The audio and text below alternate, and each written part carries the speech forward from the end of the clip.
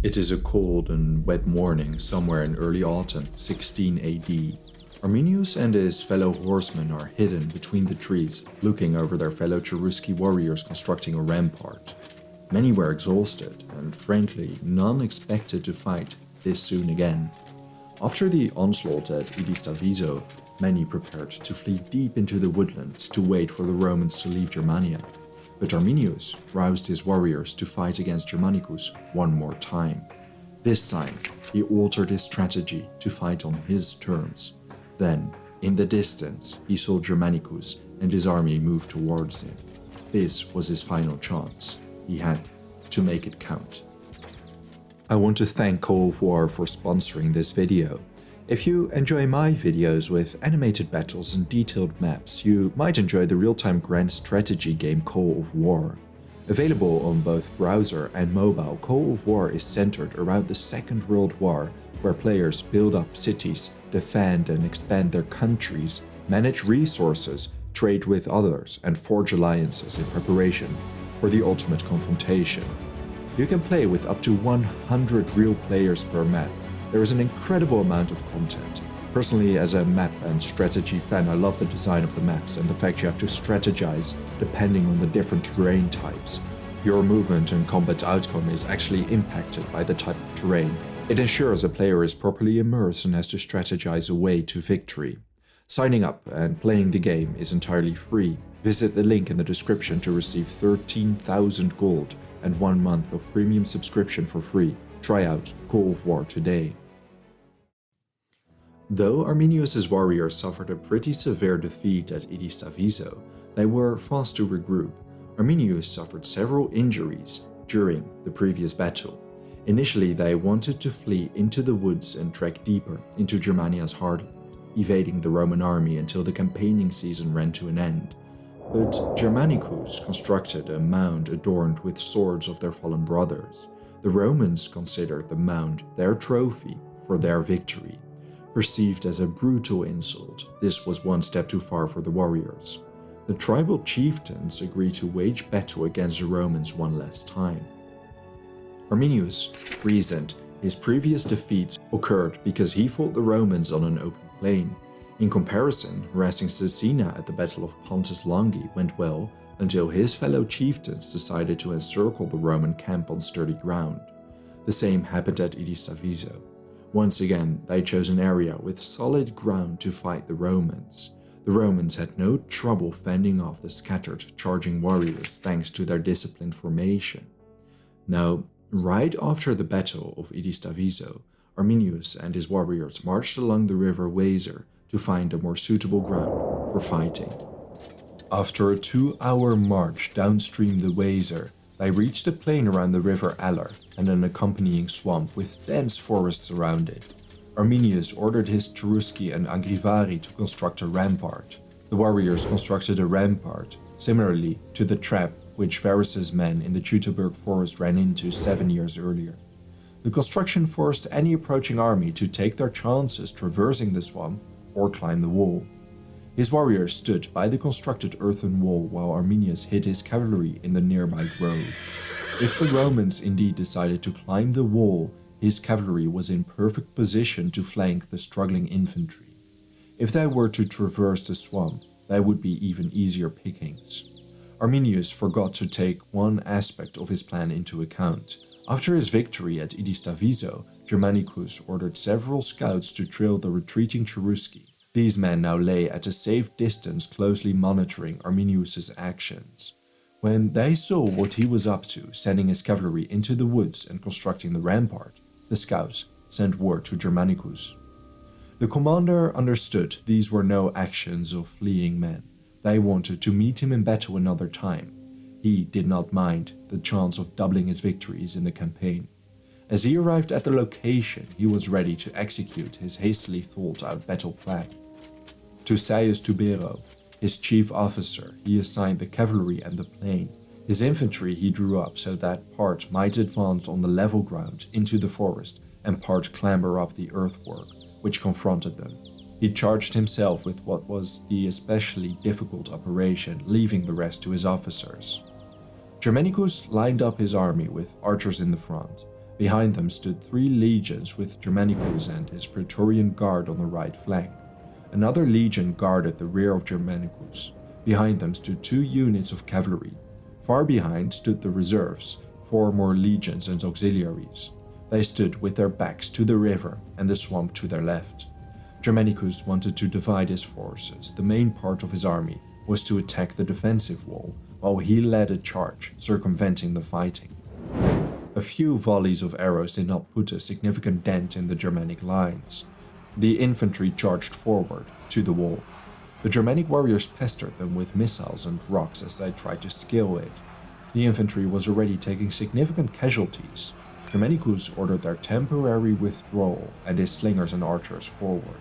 These began pelting the warriors behind the wall with rocks, lead balls, and launched arrow volleys. Scorpios, a Roman Torsion siege engine and field artillery piece, shot missiles at the warriors behind the wall as well. After battering the warriors for a while, Germanicus ordered his infantry forward again, this time with more success. A few of his men climbed the wall and engaged in melee on the other side. The Roman infantry and warriors clashed. Brutal, heavy fighting broke out. Finally, more infantry leapt over the wall. This was the moment Germanicus had been waiting for. Together with his Praetorian Guard, he charged at the earthwork. But right before they reached it, they swerved to the right and charged into the forest. This took away all the momentum the hidden cavalry thought they would have. Arminius and his Cherusci were shocked to learn the Romans knew of their position. Due to the dense forest, neither side truly had an advantage. Usually, stationary cavalry was weak and at risk, but the Roman charge wasn't as ferocious as it would have been due to the dense vegetation. It was a messy and bloody fight. Germanicus himself fought among his men. Tacitus writes, "In battle he often engaged and slew an enemy in single combat. During the battle he took off his helmet and rallied his men. He told them they would not take prisoners."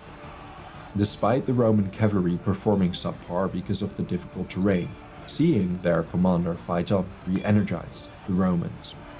Fighting took place on every front now. Arminius chose an area with many natural obstacles, which convinced him would prove the downfall of the Romans. Instead, as the Romans valiantly resisted his warriors, they ended up awkwardly with the swamp to their right and the wetlands in their rear. Germanicus's Romans had the earthwork and river in their back. Retreating was nearly impossible for either side. It was a fight to the death. Arminius rode between his warriors, attempting to increase morale and continue the fight. The clash continued all day, but as afternoon turned to evening and a day of heavy fighting was behind them, Arminius's wounds began getting the best of him. As it was getting dark, Germanicus ordered one of his legions in the reserve to construct a base camp to spend the evening. By this point, both sides were exhausted. It became clear, however, the Romans fared much better in battle. Exhausted and suffering from his wounds, Arminius estimated they would not win the fight and ordered the retreat. Together with the chieftains, they fled through the woods. Seeing their commanders run, the warriors deteriorated in a panicked rout. As the Germanic warriors broke, they could run nowhere but into the swamp, into the river, or into the wetlands. Either by drowning or by being cut down, they suffered incredibly heavy casualties. This was a severe defeat to Arminius, but he managed to escape, which was a bit of a blemish to Rome's victory. Still, Germanicus praised his men and raised an enormous victory trophy, a mound of weapons and armor. In its aftermath, he sent one of its commanders with a minor army to crush the Angrivarian. Fighting was not necessary, as they willingly switched to Rome's side, and other tribes were likely wavering in their loyalty to Arminius as well. By this time, the campaigning season was running to its end. It had been the most bloody season in a long while. Germanicus's army had to traverse quite a distance to reach the safety of the Rhine fortifications. His fleet could not carry all of them, so part of his army had to prepare for a dangerous journey over land. Those who did sail with his fleet ran into other problems. Germanicus received a costly reminder the Romans weren't traditionally seafaring people. The Marsi tribe reportedly described the aftermath of this naval adventure as their shores littered with corpses and debris. Germanicus miscalculated the Frisian tides, and many vessels sank. Storms flung soldiers overboard, or men were left stranded on uninhabited sandbanks in the Wadden Sea. Germanicus himself was briefly stranded in the territory of the Chauci. He led raids against the Marsi and Chatti. They reportedly wanted to ambush the stranded Romans. He successfully subdued the tribes and recaptured the eagle of Quintilius Varus's legions, lost at the Battle of Teutoburg Forest years before. When the weather calmed down, they finally returned to the Rhine fortifications. Even after this disaster, he was convinced he would destroy Arminius. Tiberius, however, was not eager to continue the costly campaigns north of the Rhine. Instead, he recalled Germanicus, who celebrated his triumph in Rome. Although the triumph was a glorious event, it also marked the silent death of Rome's vengeance against Arminius. 2 years later, Germanicus died, likely poisoned. Arminius's fortune did not fare much better. With the existential threat of Rome gone, feuding among tribes rapidly escalated.